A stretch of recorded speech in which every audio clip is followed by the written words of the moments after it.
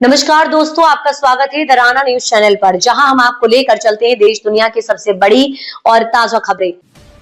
आज यूजीसी पर रोक लगी है, लेकिन क्या आप कभी सोचा है, जब यूजीसी था ही नहीं तब यूनिवर्सिटी को कौन मान्यता देता था? अंग्रेजों के जमाने में शिक्षा किसके हाथ में थी? आज की लड़ाई में जड़ें इतिहास में छिपी हैं, आइए परतें खोलते हैं। नमस्कार दोस्तों, सुप्रीम कोर्ट ने यूजीसी के नए नियमों पर रोक लगा दी। कोर्ट का कहना है कि नियमों में अस्पष्टता और उनके दुरुपयोग की आशंका, लेकिन इस खबर के साथ एक बड़ा सवाल भी उभरता है। जब यूजीसी आज इतनी बहस हो रही है तो कभी अब यूजीसी जब था ही नहीं तब भारत की यूनिवर्सिटीज को कौन मान्यता देता था? क्या अंग्रेजों के जमाने में व्यवस्था बेहतर थी या ज्यादा उलझी हुई?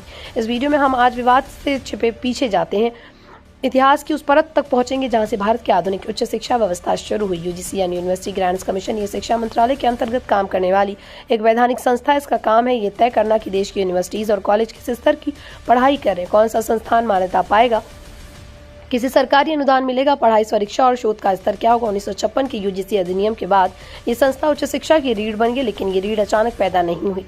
इसकी नींव बहुत पहले रखी जा चुकी थी। भारत में विश्वविद्यालय की परंपरा हजारों साल पुरानी है। नालंदा, तक्षशिला और विक्रमशिला जैसे संस्थान दुनिया भर में ज्ञान के केंद्र थे। यहाँ कोई यूजीसी नहीं था। मान्यता समाज, विद्वानों और शासकों की स्वीकृति से मिलती थी, लेकिन ब्रिटिश शासन के साथ ये परंपरा टूटी। शिक्षा अब ज्ञान से ज्यादा प्रशासन का विषय बन गई। अंग्रेजों ने शिक्षा को नियंत्रित करने के लिए नियम बनाए और विश्वविद्यालय को सरकार के अधीन कर दिया।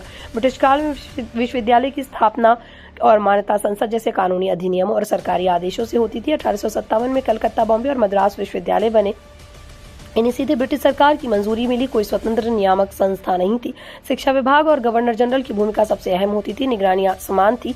कुछ विश्वविद्यालयों पर ज्यादा ध्यान था और कई संस्थान उपेक्षित रह जाते थे। कम लोग जानते हैं कि यूजीसी की सोच आजादी से पहले पैदा हो चुकी थी। 1944 में बनी सार्जेंट रिपोर्ट में पहली बार एक केंद्रीय संस्था की जरूरत बताई गई जो विश्वविद्यालयों को अनुदान और मार्गदर्शन दे सके। इसके आधार पर 1945 में यूनिवर्सिटी ग्रांट कमीशन बनाई गई। शुरुआत में इसका दायरा सीमित था, अलीगढ़ मुस्लिम यूनिवर्सिटी, बनारस हिंदू यूनिवर्सिटी और दिल्ली यूनिवर्सिटी तक, लेकिन 1947 के बाद इसे पूरे देश की यूनिवर्सिटीज की जिम्मेदारी दे दी गई। दोस्तों, यूजीसी सिर्फ एक संस्था नहीं, ये उस संघर्ष का नतीजा है जो भारत ने शिक्षा को न्यायपूर्ण और संतुलित बनाने के लिए किया। आज का विवाद हमें ये याद दिलाता है कि नियम जरूरी है, लेकिन उनसे ज्यादा जरूरी उनकी स्पष्टता है। अगर आपको ये वीडियो जानकारीपूर्ण लगी तो उसे लाइक जरूर करें, चैनल को सब्सक्राइब करें।